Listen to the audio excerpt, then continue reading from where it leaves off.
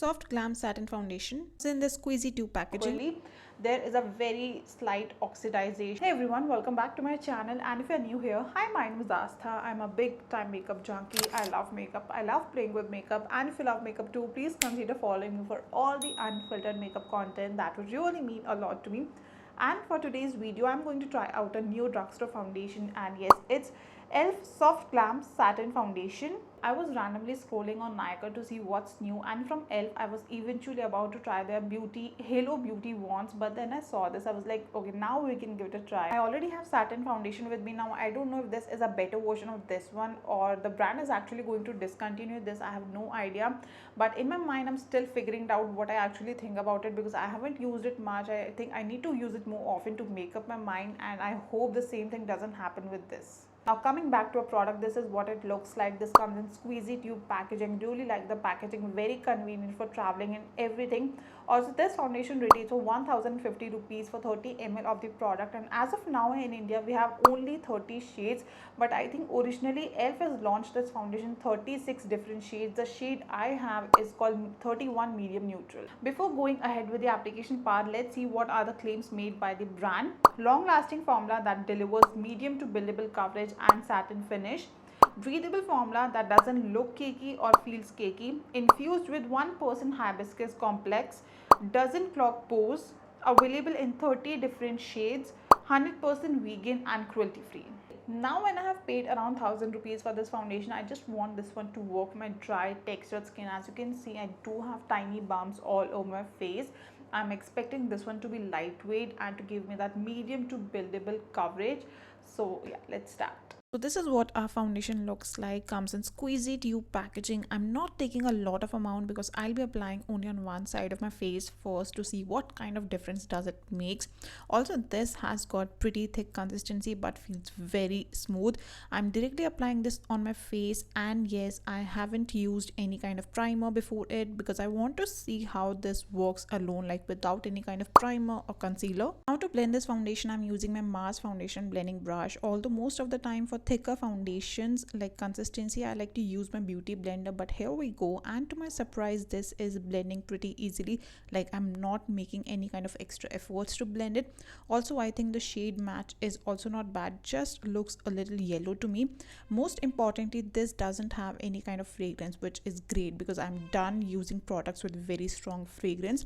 Also, here this is an uncut video just to show you this is blending very easily. Talking about the coverage, this is giving me pretty medium coverage. Feels like I'm applying a skin tint with a little bit extra coverage. As I said, this gives medium coverage. Also, I can build it up, which I'm definitely going to try next. Really like how this is sitting on my face as of now, not exaggerating a lot of my skin texture, which is my own issue with most of the foundations with thicker consistency. This is the first layer and it doesn't feel too cakey, too heavy on my skin. Like the brand says, this feels very lightweight on my face, and with just one layer I can see my acne marks, pimple marks, and little bit of redness around my nose is kind of visible and expected. Now coming to the other side of my face, blending it using the same foundation brush. Also, just for the disclaimer, the review is completely based on dry skin type because I do have dry skin. Also, I feel people with dry to combination skin can also try this foundation because this is actually very lightweight. Like I'm not feeling I'm wearing a foundation, I'm blending a foundation. If you're someone who doesn't like to go with heavy high coverage foundation, you can try this, and this is how the foundation looks in just one layer. Doesn't feel cakey, doesn't look cakey, but I can see all that acne pigmentation marks, and as the brand says, this foundation is medium to buildable coverage. I am adding another layer. Also, I'm not taking a lot of product, just a little bit, and to see if it feels cakey with another layer or gets cakey. Also, so far I cannot see any kind of foundation creasing around my mouth, especially in my under eye area. And with another layer I can see the foundation is covering a little bit of pigmentation marks, like not completely but at least a little more than I expected it to be. So far with another layer, no cakiness, no heaviness of the foundation, like no creasing of the foundation. And this is how my foundation looks after another layer. Like this is the second layer.